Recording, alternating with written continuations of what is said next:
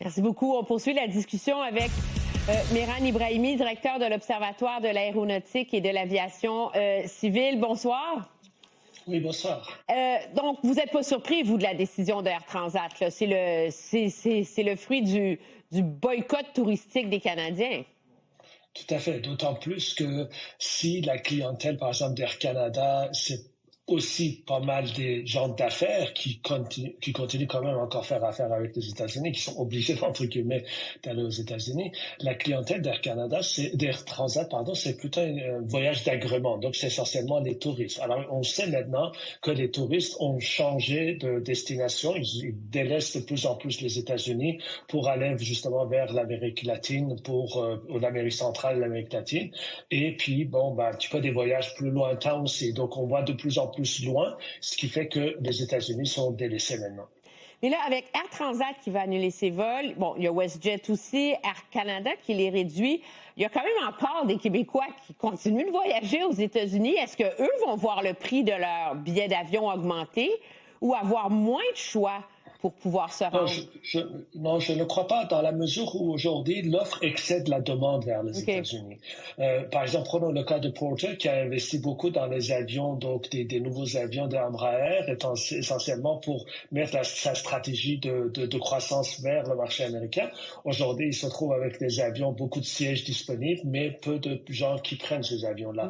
Donc WestJet aussi est toujours là, donc Air Canada est toujours là. Donc il faut quand même pas oublier que tout ça, quand on parle, à peu près, c'est peut-être entre 10 et 15% de réduction des vols. Donc, il y a encore pas mal de vols. Donc, l'offre aujourd'hui est supérieure à la demande. Donc, ce qui fait que je ne pense pas que pour l'instant, on ait un reflet. D'autant plus qu'Air Transat, comme votre collègue vient de le dire, c'est à peu près 1% de marché sur deux destinations. C'est pas beaucoup, hein? J'aurais cru que c'était plus que ça. Non, parce que, vous savez, Air Transat fait une bonne stratégie dans la mesure où, vous savez, aujourd'hui, le nombre d'avions et le nombre de pilotes, c'est limité. L'aviation est en croissance. Alors, Air Transat fait un bon choix stratégique. Ils viennent d'ajouter, par exemple, Rio, ils viennent d'ajouter Ghana, ils viennent d'ajouter Istanbul, ils viennent d'ajouter Tirana.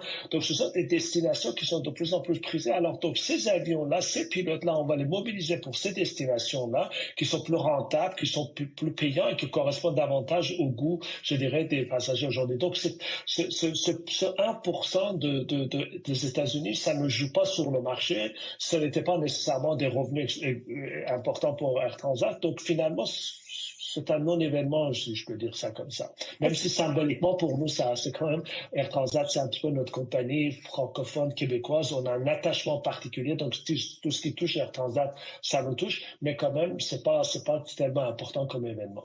Est-ce que c'est un signe de plus de cette transformation graduelle d'Air Transat pour essayer de devenir justement vraiment un voyagiste, une compagnie aérienne plus traditionnelle vers des destinations? Là, vous dites Rio, Istanbul, on est hors des destinations vacances vraiment mainstream. Là, si vous me passez l'expression, là, on ratisse beaucoup plus large.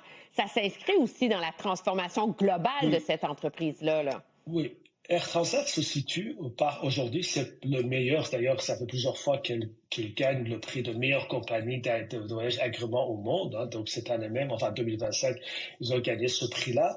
Alors, il faut savoir que Air Transat s'ajuste à un changement dans des consommations des destinations touristiques. Ce que vous décrivez très bien, c'est un petit peu un changement. Regardez, les États-Unis diminuent, certaines régions justement très mainstream, mais le Japon explose. Il y a énormément de demandes pour le Japon. Il y a énormément de demandes, par exemple, pour l'Indonésie. Des pays où, oui, il y avait des destinations touristiques, mais c'était une niche particulière. Aujourd'hui, il y a un changement. Par exemple, quand on regarde, même les Français laissent pas mal le marché américain, mais ils vont vers l'Amérique du Sud et l'Amérique centrale, ils vont vers l'Asie, et ainsi de suite. Donc, on voit il y a un changement dans le comportement global des touristes et ça aussi, c'est à cause de la démocratisation, le fait que le coût d'avion, enfin le coût du billet n'augmente pas nécessairement. Il y a une démocratisation de touristes et donc les marchés de niche se développent pas mal. Oui, puis on sort des sentiers battus de nos parents, qui allaient aux États-Unis ou en France, en Italie, c'est tout. Mehran Ibrahimi, je vous remercie d'avoir été des nôtres. C'était un plaisir. Je vous souhaite une bonne soirée.